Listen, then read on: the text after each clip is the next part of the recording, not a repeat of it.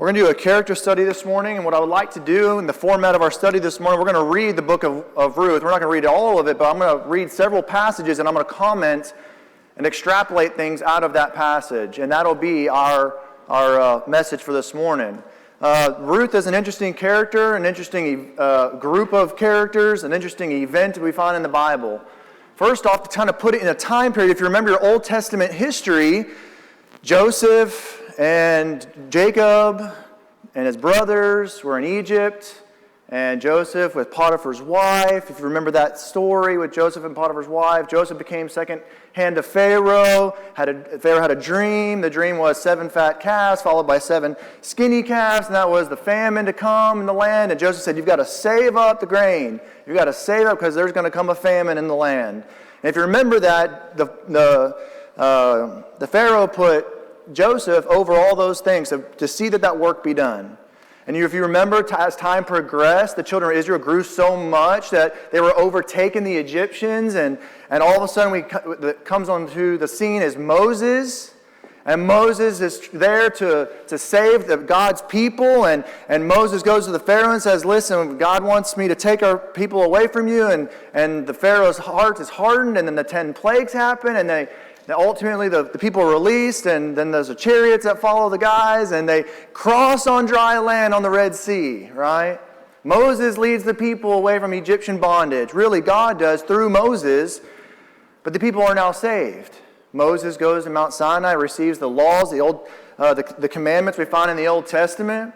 The people wander around. Remember the story of the 12 spies that went into the promised land, the land that flowed with milk and honey, that God had promised his people and said, this is the land I'm going to give you.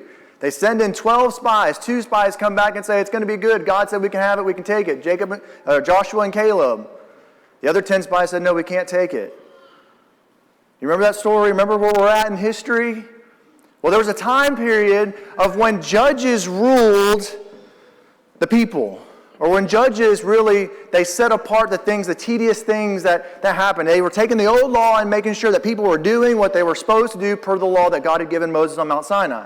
That's when we find this story of Ruth. Ruth 1:1 says, now it came to pass in the days that judges ruled. And the people were still doing what was right in their own eyes. They were still making their own decisions, but judges were ruling them to kind of keep the ordinances, the laws that God had given. We find at the end of Ruth, when we get there, we'll see that it's kind of a transitional book from the judges' time period to the time period of the kings. You remember the nation was divided. Israel said, we want a king, and the prophet said, you don't want a king, and they ultimately got a king. God gave them a king. If you remember the main kings, which was Saul, David, Solomon. This book is really right at the end of Judges, at the beginning of the kings of Israel. That's where we find Ruth. So I'd like to start off by reading the first few verses in Ruth chapter 1. Now it came to pass in the days when the judges ruled that there was a famine in the land. And a certain man of Bethlehem in Judah went to sojourn in the land of Moab, he and his wife and his 2 sons. And the name of the man was Elimelech, and the name of his wife Naomi, and the name of his 2 sons were Mahlon and Chilion, Ephrathites of Bethlehem in Judah. And they came into the country of Moab and continued there, and Elimelech, Naomi's husband, died, and she was left alone with her 2 sons. And they took them wives of the women of Moab, and the name of one was Orpah, and the name of the other was Ruth, and they dwelled there about 10 years. Mahlon and Chilion died also, both of them. And the woman was left of her 2 sons and her husband. And you ask, Michael, how in the world is this a love story? 3 people just died. And we're going to get there. There's a famine in the land, and this family, Elimelech and his wife Naomi and their 2 sons, Mahlon and Chilion, decide to leave God's land and go to the land of the Moabites. If you don't know where the Moabite land is, you kind of see Bethlehem at the top left. It's about 60 miles away, but it's the land of the Moabites. All right? Land of the Moabites. And they left, and when they got there, Elimelech had died. He died. We don't know why, but he died. So Naomi is now a widow. Her spouse, her loved one, had just died. Not only that, things got a little better. Her sons married women, and then 10 years later, her sons die. Very tragic situation we find Naomi in. Very sad. And I imagine, one, it's sad to lose your spouse. I would imagine that to be very difficult. But not only that, to lose your children. How awful would that be to lose your husband or your spouse and your children? That'd be awful. Something hard to go through. And I know that tragedy strikes in all aspects of life. But that would be a difficult thing to go through. That would be terrible. And I want to look at her response and what happens in this story. You know, tragedy strikes us each and every day, but how do we deal with that tragedy? How do we deal with that situation? Now, I've studied with guys who said, you know, I can't believe in God because I've seen things in Afghanistan when he served in the military that he had never thought a God would allow. How sad is that? That he's seen things that people have done that was awful. And he can't believe in God because God wouldn't allow those things to happen. Now, I want to put before you that God's providence always isn't positive. Sometimes God's providence happens in tragedy. Let me tell you the greatest example I can show you of that. Jesus Christ down on the cross, a man murdered for your sins. God's providence shows sometimes in negativity, doesn't it? Your sins put him on the cross, right? That's God's providence. It wasn't pretty. And sometimes God's providence isn't pretty, isn't what we want or what we feel is very good. Sometimes it's somebody getting murdered for you. Not a very pretty sight. God's providence isn't always positive. Sometimes it's negative. And I know it's hard to see it now. We haven't studied the whole book or looked at the whole situation, but Naomi has a problem. She has a situation here. It's a very tragic situation. And she can't see God's providence. Let's continue. Verse 6. Then she arose with her daughters-in-law, that she might return from the country of Moab, for she had heard in the country of Moab how that the Lord had visited his people in giving them bread. Wherefore she went out of the place where she was, and her two daughters-in-law with her, and they went on their way to return unto the land of Judah. And Naomi said unto her daughters-in-law, Go, return each other to her mother's house. The Lord deal kindly with you, as ye have dealt with the dead and with me. The Lord grant you that you may find rest, each of you in the house of her husband. And she kissed them, and they lifted up their voice and wept. We find here that Naomi says, you know what, go back to your family. Go back to where you're from. You don't need to be with me anymore. I'm going to travel back to Bethlehem in Judah, and you go back to Moab. You go with your family, the people that you are from. Go back. What is their response? And they said unto her, Surely we will return with thee unto thy people. And Naomi said, Turn again, my daughters. Why will you go with me? Are there yet any more sons in my womb that they may be your husbands? Turn again, my daughters, go your way, for I am too old to have a husband. If I should say I have hope, if I should have a husband also tonight and should bear sons, would you tarry? Would you wait for them until they were grown? Would you stay for them for having husbands? Nay, my daughters, for it grieveth me much for your sakes that the hand of the Lord has gone out against me. Naomi has this attitude, woe is me. If I was to be here, you guys need to go back to your home and I'll go back to my home. You leave me and go take care of your own. I appreciate all that you've done, but go ahead and go back. And they said, no, we're going to stay with you. And Naomi says, why? If for some miracle, for some reason, I was to have another husband and get pregnant and have a child, would you wait? Would you tarry along and wait for that man to be, or that child to raise up to be old enough to marry, then to have sons to carry on the lineage of the name of Elimelech? Would you do that? Would you wait? Would you tarry along? Go back. The Lord has gone out against me. And I think about people in this life, people that we've experienced and talked to, maybe we've experienced ourselves. We feel like that the Lord has gone against us. And I've talked to individuals that have stood up here and said, I have felt alone. I have felt that God wasn't near me. And they're in this dark spot in life. And we've been there. Maybe not in that exact moment or in that exact same situation. Maybe it's been a different situation, but there are dark moments in life. And here I can kind of sympathize with Naomi. She lost her husband. She lost her two sons. She's in a foreign land with strange daughters, meaning daughters from another land, not her homeland. She's lost. Just when things couldn't get worse, her sons die in a foreign land. The whole reason why they left was for food. There was lack of food. There was a famine in the land. They couldn't provide. They couldn't make ends meet. And they left. And I think about that for us. How sometimes we make decisions, sometimes things happen in our life and we fail to realize God's providence. We don't see the positivity in life and we don't see that God has a plan for us. And I'm so thankful that I go to a church that I can lean on. Because there's been things in my life that I have not realized I needed the church for to get through those things.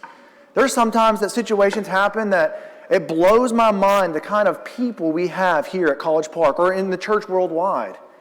There are situations that happen in my life that I couldn't have gone through that as successfully as without having you by my side. And I think of Naomi here, and I think about the grief that she has, and if only she realized the power that God has in people like Ruth. Let's continue on.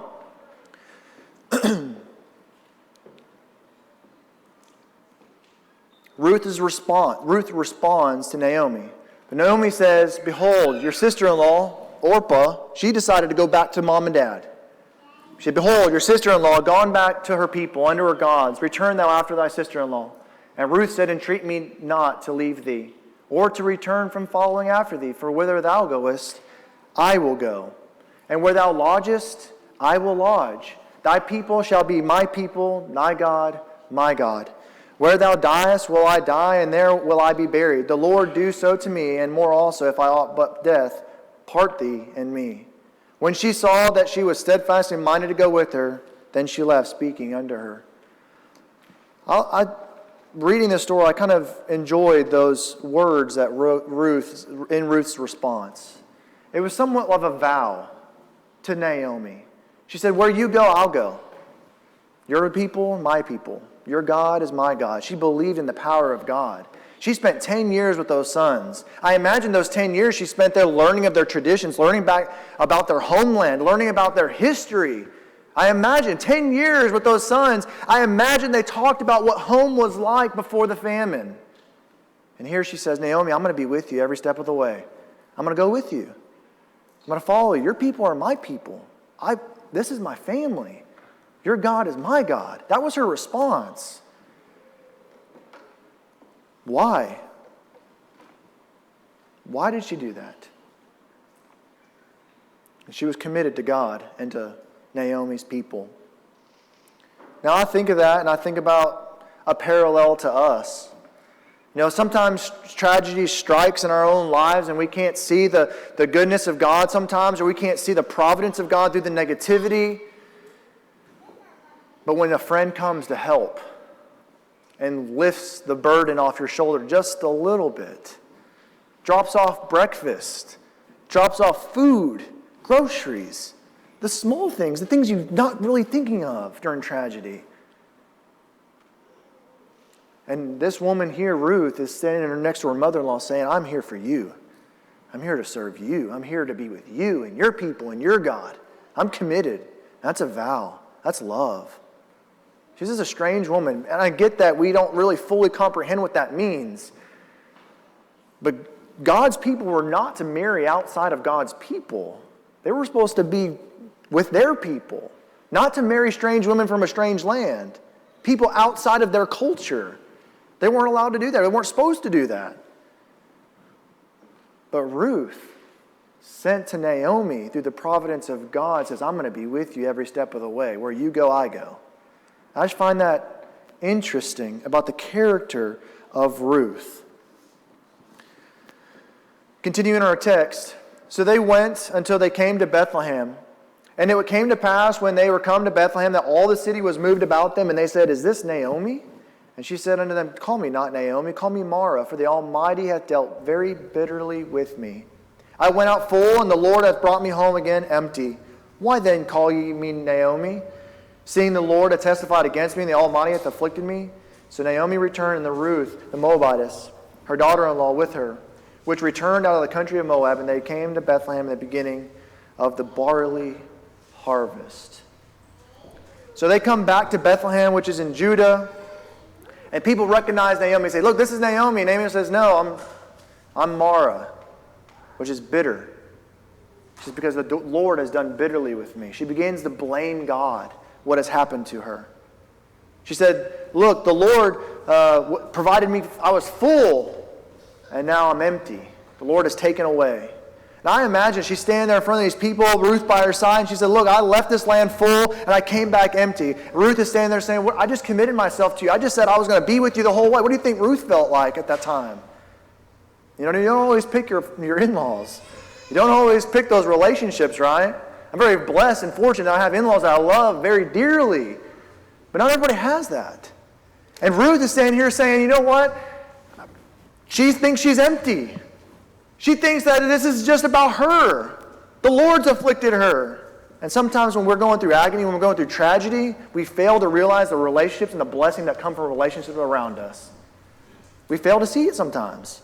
And I can sympathize. I try to understand really what Naomi's going through because she lost her husband. She lost her 2 sons. The name of the family can't be carried on. That was super important for those people back in that time. And there were laws governing what to do. And we're going to get to that in a minute.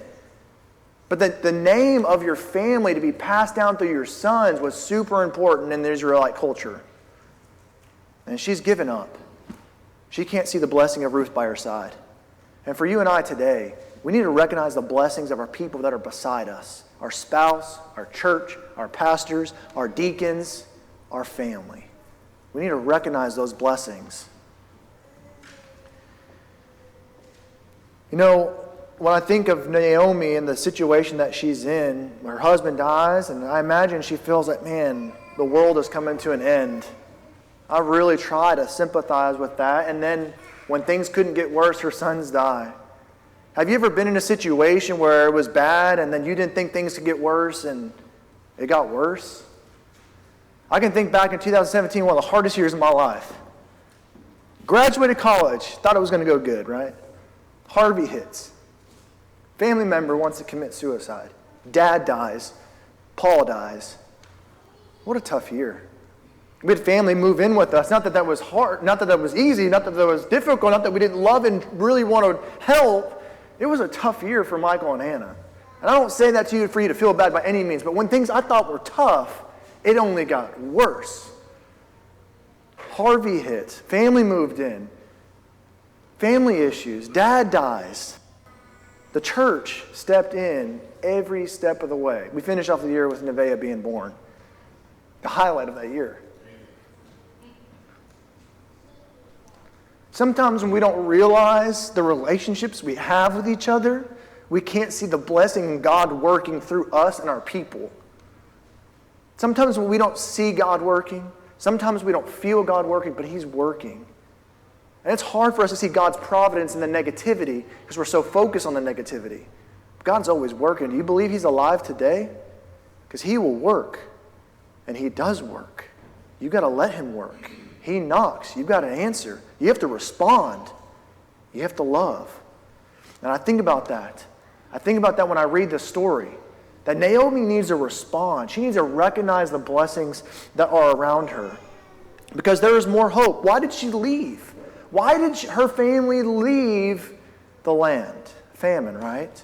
Well, guess what? She comes back in the time of the barley harvest. She's full. Her needs are going to be met, and she's about to see it. Ruth chapter 2, verse 1, the Bible says, "And Naomi had a kinsman of her husband's, a mighty man of wealth, of the family of Elimelech, and his name was Boaz. Ruth, the Moabitess, said unto Naomi, Let me now go into the field and glean ears of corn after him, in whose sight I shall find grace. And she said unto her, Go, my daughter. And she went and came and gleaned in the field after the reapers, and her hap was to light on a part of the field belonging unto Boaz, who was a kindred of Elimelech. And behold, Boaz from Bethlehem said unto the reapers, The Lord be with you. And they answered, The Lord bless thee. Then Boaz sent unto his servant that was over the reapers, Whose damsel is this? And the servant that was set over the reapers answered and said, It is the Moabitish woman, or damsel, that came back with Naomi out of the country of Moab. And she said, I pray you, let me glean and gather after the reapers among the sheaves. So she came and hath continued even from morning until now, and she tarried a little in the house. Then Boaz went unto Ruth, Hearest thou not, my daughter? Go not to glean in another field, neither go from hence, and abide here fast by my maidens. So what happens here is, we're reading this in narration. There's a mighty man of wealth, a man named Boaz, a kindred of Elimelech, a family member. We know that. As readers, we see that. Then Ruth goes to this field just to glean of the harvest. She doesn't know that this is her family member. She's just going to a field to glean in this field. We know that because we can read it. But she's not hearing some narrator tell her to go to this field that it's her family member. She's not seeing that. She doesn't understand that. So she goes to this random field at this random time to glean the harvest. I didn't understand what gleaning was. We're from the city. I just didn't understand it. So I looked up what gleaning was. Basically, gleaning is harvesting that which was left in the field. And I was like, okay, well, why? Why would someone, as a business mindset, why would someone leave harvest? That's money. That's, whatever. So I got to looking into it. There's an old law about gleaning. I don't know if you know this, but I didn't, so I'd like to share with you with that. Leviticus chapter 19 says, "And when you reap the harvest of your land, thou shalt not wholly reap the corners of thy field, neither shalt thou gather of the gleanings of thy harvest. Thou shalt not glean thy vineyard, neither shalt thou gather every grape of the vineyard. Thou shalt leave them for the poor and the stranger. I am the Lord thy God." Deuteronomy chapter 24:19 says, "When thou cuttest down thine harvest in thy field, and hast forgotten a sheaf in the field, thou shalt not go again to fetch it, for it shall be for a stranger, for the fatherless, for the widow." Who is a widow? It's for orphans, it's for widows, it's for people that don't have money, that the Lord thy God may bless thee in all the work of thy hands. When thou beatest thine olive tree, thou shalt not go over the boughs again. It shall be for the stranger, for the fatherless, and for the widow. When thou gatherest the grapes of the vineyard, thou shalt not glean afterward. It shall be for the stranger, for the fatherless, and for the widow. So basically, when you go for harvest, you are to leave some of it behind intentionally, on purpose, so that poor people, widows, orphans can go back and be fed and be taken care of. It was their welfare system, if you will. They were supposed to leave some for other people. So we find this man Boaz has this field, and he's leaving some. He has the expense of leaving part of his harvest, whether he's selling the harvest, whether he's maintaining his people, or whatever he's doing with it. He has invested in this law that says you must leave part of your harvest. So he has not only that financial commitment, he also has the individuals overseeing the people that are gleaning, the widows, the poor people, the fatherless, the orphans. He has hired servants to oversee those people gleaning. So he has this extra added expense. Boaz is a good man. He's a wealthy man. He's a good man. And he's a brother of Elimelech, part of that kinsman, that kinship. That's important. That's going to be important here when we get to the 4th chapter. And so this was interesting to me because I did not know that. There's the 613 laws. I don't know that I've read every one of them or really fully understand all of them. I don't think the people then really fully understood it because they didn't do half of them anyway. But so here we see that they're gleaning. It was intentional. We know the character, or at least somewhat of a glimpse of Boaz. He's a good man. He's following the law. Not only is he following the law, he's paying extra to make sure that there's oversight of this gleaning process. What a good man that is. And he allows people to come on his property and to glean of the harvest. Well, Ruth just happens to come to his part of the land, and she is gleaning on his. He reaches out to her and says, "Listen, don't go anywhere else. We'll take care of you here. We'll provide for you. We'll protect you. I'll instruct the young men and everyone to leave you alone. You just stay here with my maidens." Ruth chapter 2, verse 9 says, "Let thine eyes be on the field that they do reap, and go after them. And I have not charged young men that they shall not touch thee. And when thou art thirst, go into the vessels and drink of that which young men have drawn." She then fell on her face and bowed herself to the ground and said, "Why have I found grace in thine eyes, that thou shouldest take knowledge of me, seeing I am a stranger?" And Boaz answered and said unto her, "It hath fully been showed to me all that thou hast done in thy mother-in-law since the death of thine husband, and how thou hast left thy father and thy mother and land of nativity, and art come unto a people which thou knewest not heretofore. The Lord recompense thy work, and full reward be given of thee, the Lord God of Israel, under whose wings thou art come to trust." Then she said, "Let me find favor in thy sight, my Lord, for thou hast comforted me. For thou hast spoken friendly unto thine handmaiden, though I be not like one of thy handmaidens." So she falls on her face, so thankful, so appreciative of what Boaz is doing for her, to provide for her, to give her a part of his land, his harvest, his work. She falls on her face, very appreciative of what he's done. Now it's important to note that this man, Boaz, is part of the clan of Elimelech. This is a brother. This is a family member. And the reason why it comes to that is because we're going to have another law that comes into effect, the Levirate marriage law, and that's going to be important for us here in a minute. But it's important to note that Elimelech's name is brought up several times when talking about Boaz, because he's a family member. And when Boaz reaches out to Ruth, he says, "You come stay here." Ruth is so thankful. Why? I'm from a strange land. You don't know who I am. You don't know where I'm from. You don't know what I've done. You don't know who my family is. He said, "It's been told to me. I know exactly what has happened."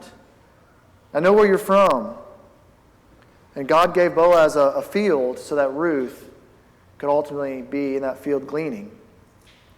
When I looked at the Moabite people, where did they come from? We have Canaanites, Moabites, Ammonites, all these ites all over the Bible, right? Well, when we're dealing with Moabites, and I want to know who Ruth was, where she came from, where that started, if you go remember back in your Old Testament history, if you remember Lot, Abraham and Lot, they divided, they separated. Lot went towards Sodom to pitch his tent. His family was there. 2 angels were sent to Lot. Lot was told that God's going to destroy Sodom and Gomorrah. You need to leave. You need to flee. But when we do that, don't look back. Don't turn around. They leave. Guess what? Lot's wife turned around. She turned into a pillar of salt. Right? Remember that? There's a sequence of events that happens in Genesis chapter 19, verse 30 through 38. I'll let you read that for your own sake. But basically, the daughters go in unto Lot. The daughters of Lot go in unto Lot, and they have children. The firstborn bare a son, and his name is Moab, the same as the father of the Moabites unto this day. And the younger also bare a son, Ben-Ammi, the same as the father of children of Ammon unto this day. This is where we get those people. The Moabite people is from descendants of Lot and his daughters. That's where that comes from, okay? So this history of the Moabites, they're constantly against the Israelites because they're the chosen people of God. And they're constantly going against God's people. We can find that when we get in the Old Testament, when we look at the kings, how the kings often fought the Moabites. There's times in there the Moabite people would challenge the Israelite people. There's constant battling with family members, really, descendants of family members. And Ruth is sitting here saying, I'm a Moabite. I'm an enemy. I'm a foreigner. I'm a stranger in this land. Why are you helping me? Why? She didn't understand it. She didn't get it. And he said, you know what? It's because you took care of your own. Tragedy happened. Yeah, you lost your husband. You lost your father-in-law. You lost your brother-in-law. But you came out here, you're working. Working not only for yourself, you're working for your mother-in-law that you didn't have to stay with. You could have gone back to the stranger land, back to your homeland, and took care of your own. But no, you stood by your mother-in-law's side. It's been well reported of me, is what he says. It has been fully showed to me what you have done, Ruth. And I think that speaks to Ruth and to her heart and her character. And then I also think it speaks to Boaz, what kind of person he is.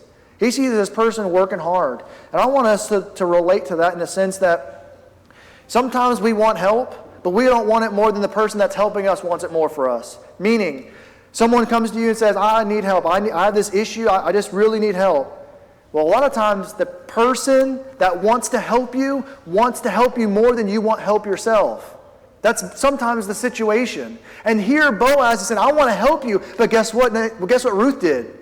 She got up and she worked. She gleaned in the field and she was recognized for working. Then Boaz stepped in, right? And I think that's important for us to know. If we want to reach out and we want to help, guess what? We need to be working. And when we work, other people will be obligated, will be more willing to reach out and to help you. And I think we can see that here in Ruth, the character of Ruth. And Boaz reacted to her character. She just stumbled upon his property. I think that leads to God's providential care again. We can look at it in negativity, but Ruth is just going to this property and she's working and this man finds her and this man happens to be Elimelech's clan. It's all working for a reason. All stirring about. So we get to the Levirate marriage law. We're going to step into the 4th chapter of Ruth. And this whole time up into the 4th chapter, Boaz is taking care of Ruth and Naomi, providing a place of shelter, providing them food, providing them opportunity to glean in the field constantly. Boaz is just a good dude. He is a good man. And he is just helping this family. But then we have this Levirate marriage law, and I want to show you the law first, and then I want to show you what's happening in Ruth. So in Deuteronomy chapter 24, verse 5, it says, If brethren dwell together, and then one of them die and have no child, the wife of the dead shall not marry unto a stranger. Her husband's brother shall go in unto her, and take to him to wife, and perform the duty of a husband's brother unto her.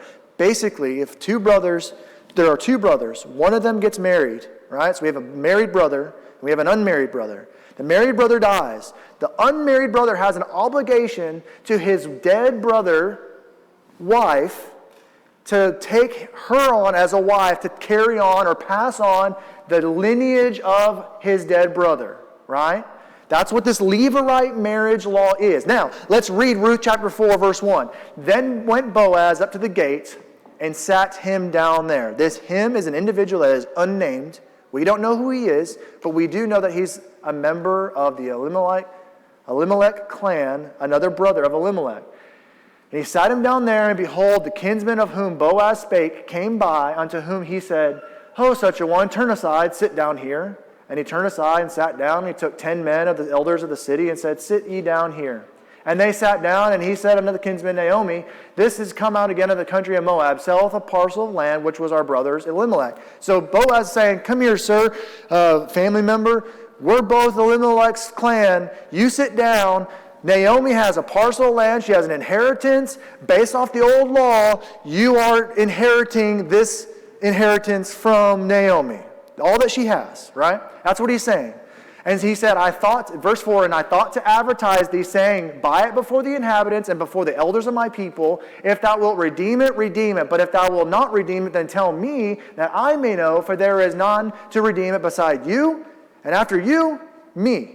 So if this man does not take the inheritance, doesn't make this transaction, doesn't make this purchase, then it goes down to Boaz, because he's still clan of the Elimelech family. He's still a brother of Elimelech. And based on the Levirate marriage, it goes down in succession. It only gave us an example of two brothers and what happens with two brothers. But if there's more brothers, this is where this comes into play.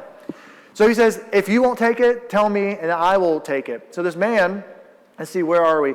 If thou will redeem it, redeem it. But if thou wilt not redeem it, and tell me that I may know, for there is none to redeem it beside thee, and I am after thee. And he said, this man said, I will redeem it. I will accept this inheritance. So now he is going to receive everything that Naomi had, right?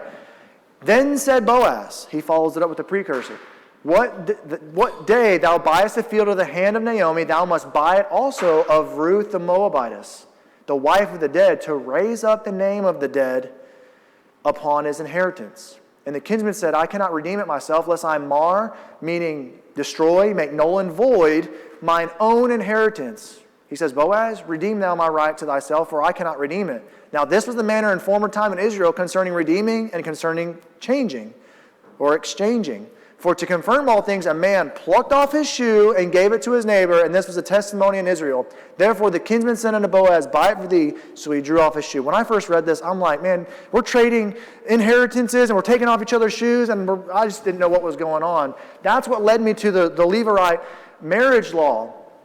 One, they gathered the elders of the city together, and if this man was to make this transaction, this man was to make this acceptance of this inheritance, what he would do is he would loose his shoe. I don't know the symbolism of that, but I just throwing an idea out there. When God said, come into my land, I'll take your shoes off, I'll step foot on God's land. There's a parallel a little bit there. I think of just the simplicity of respect. When you walk into someone's house, you take off your shoes. Unless you're at my house because we have a dog. You don't take off your shoes. But generally speaking, you take off your shoes when you walk into somebody's house, right? It's a sign of respect. And I think that has a little bit of play here, but I don't really know. That's just a supposition or just an idea. But it's interesting. They're like, okay, we're going to make this transaction. Here's my shoe. Whatever that is. But that was the Levirate marriage law. I found that very interesting because when I read Ruth, I didn't know what really was going on. So we have this Levirate marriage. We have this Boaz sitting, this brother down of Elimelech, and he says, here's the inheritance. The guy says, I'll take it. And then he's like, oh, but wait, there's more. You also get Ruth to carry on the inheritance, carry on the lineage of Elimelech. He says, oh, wait, well, I don't want to make my inheritance, my current inheritance, null and void. Therefore, I cannot accept. So Boaz, you accept it. And so Boaz does. He gathers the elders of the city together, gathers the people together, and says, listen, I'm going to make this transaction. He takes off his shoe per the Levirate marriage law. There's a couple of things about Boaz that I find interesting. One, he cares about Ruth. He cares about Naomi. One, he provided them a land, happenstance, God's providence, whatever we may call it, there was opportunity there. But then he also went further and said, listen, let me take care of you. He sent food. He provided shelter. He didn't have to do that to these people. But then here he's sitting here saying, you know what? Let's find you the suitor per the law that you are supposed to have. And he sits this man down. He cares about Ruth and he cares about Naomi. I just find that interesting in the character of Boaz. But then he follows it up with, if you don't want her, I'll take her. So there's already this connection with Ruth and Boaz. Continue on our story. Verse 9. And Boaz said unto the elders and all the people, your witnesses this day, that I have bought all that was Elimelech's, and all that was Chilion's, and all Mahlon's, of the hand of Naomi. Moreover, Ruth, the Moabitess, the wife of Mahlon, have I purchased to be my wife, to raise up the name of the dead upon his inheritance. And the name of the dead be not cut off from among his brethren, and from the gate of the place you are a witness this day. Remember the character of Boaz. He was a man that not only followed the law of gleaning, that we read in Leviticus and Deuteronomy, but he's also a man that's going to follow this old law of Levirate marriage. He says, look guys, I have taken on this individual, Ruth, to be my wife for what? To raise up the dead in the inheritance.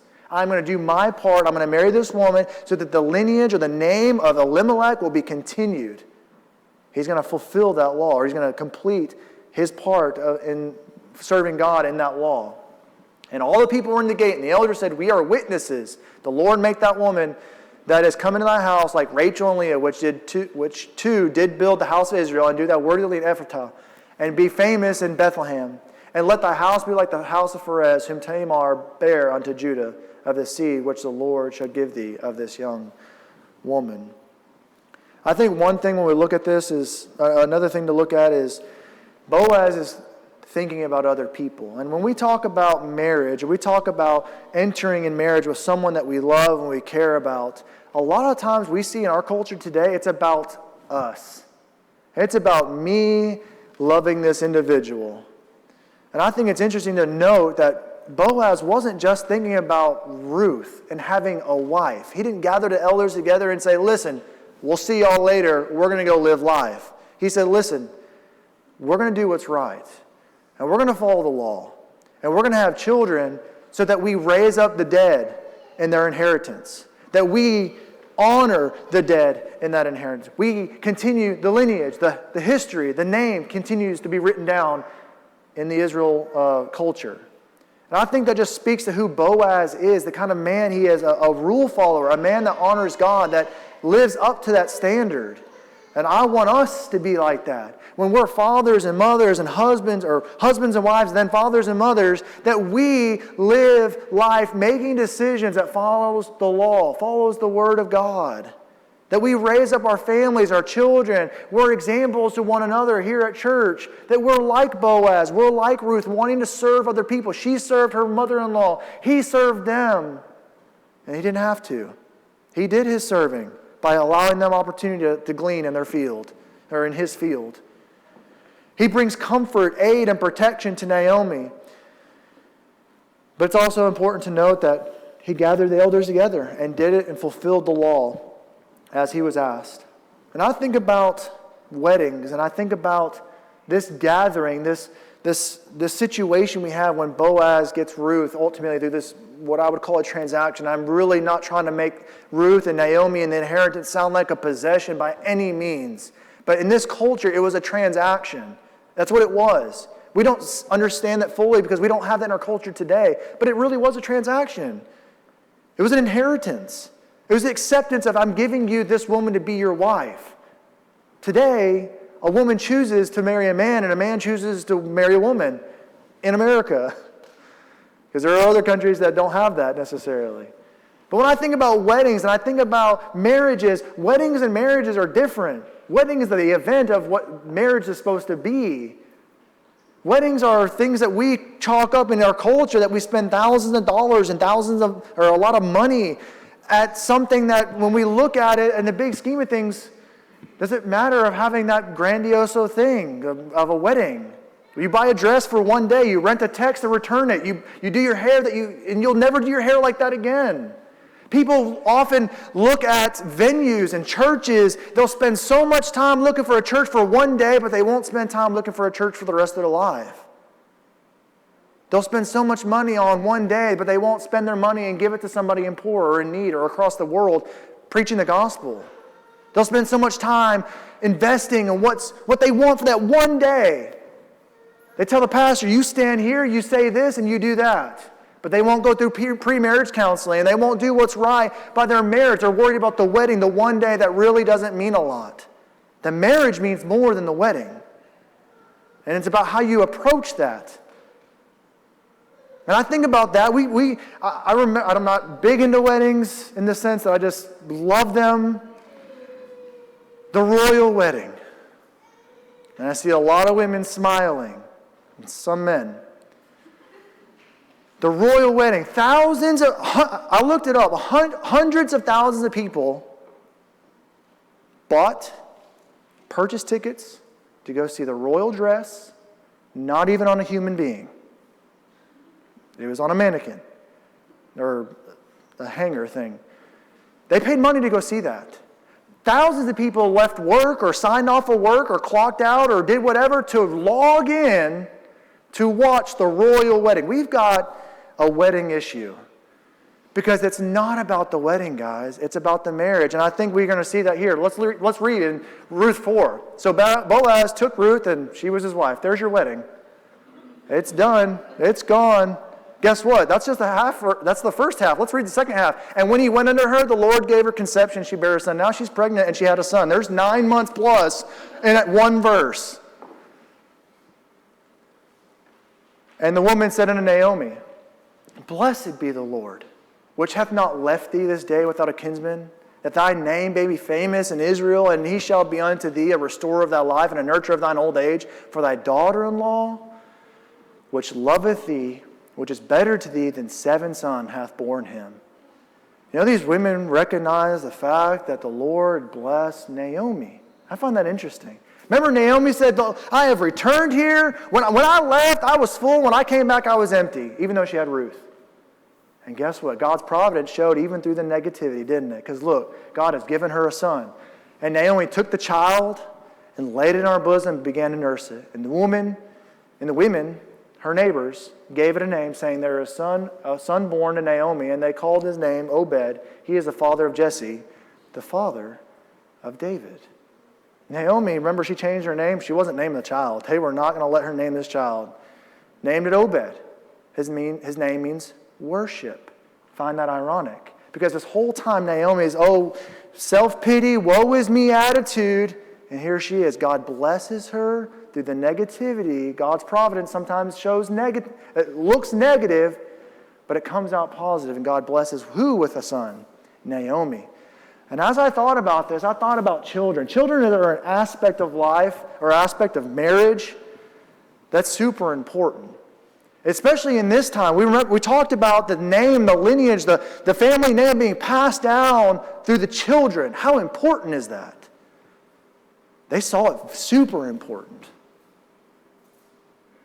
And they thought, and so when Naomi was like, woe is me attitude, she didn't have a child to pass down the name. She recognized that. And she had this attitude, but God was working. And you and I have to remember, when we can't see it, God has a plan. And sometimes our sight isn't His vision. And we have a hard time seeing that, have a hard time considering that, recognizing that. And I think that children are a big part of marriage because they make you a better husband, make you a better wife. And I know they don't talk about children a whole lot in marriage, but in a marriage, children are important. And you can see that here, how important it was for Boaz to follow the law, to have Ruth, and to give Naomi a son. But I also want to talk about for a moment the fact that, Ruth, with her first husband, she was infertile. For 10 years. 10 years she was with her husband, right? Elimelech has died. Who has the family name? The 2 sons. They were in Moab for 10 years. Never had a son. Not one. One would think Elimelech dies, okay, we've got to pass on the family name. In half a verse, one becomes pregnant and has a child. But for 10 years, no children. Interesting. And I got to thinking, Naomi was blessed a son or a child to pass on the family name, and it wasn't even from someone from her womb. And I think about that. I think about infertility today. People struggle with that. But I will put the claim before you today, your child doesn't have to come from your womb to be a child. There's a set of 3 that are from another country that were brought over here to be adopted by American folks, and those folks said, you are my children, and I'm going to raise you up in the nurture and admonition of the Lord. I think about other people who were brought here that through God's providence has a father, has a mother, that they never once passed through their bodies, still considered a child. I didn't need a birth certificate to tell me who my father was. I don't need a DNA test to tell me who my father was. I don't even need a last name to tell me who my father was, even though I have his last name. I didn't need all those things. He was still my father. And Naomi, this was still her son. God blessed her with a son to carry on the name of her husband, Elimelech. And we see that ultimately that son is born, and who is ultimately the father of Jesse, which is the father of David. And I found that interesting that through Jesus Christ comes, or essentially through Ruth comes the Savior of the world. One of the greatest kings is David, but the greatest king of all is Jesus Christ. Talking about God's providence, Naomi couldn't see past the front of her face. And sometimes in our tragedy, we can't see it either. I promise you, stay faithful to God, and He'll be faithful to you. You do what He asks you to do, He'll reach out to you every single time, every step of the way. We talk about marriage, we talk about children. The wedding gown gets put up, the tux gets returned, the babies come, you pull out the DVD or the VHS or the Blu-ray or the iCloud, whatever you have. You watch the wedding ceremony, and that's great to watch and all, but all that goes away. The people go home, the flowers get put up, the pastor goes back to pastoring, the attendants go back to their walk of life.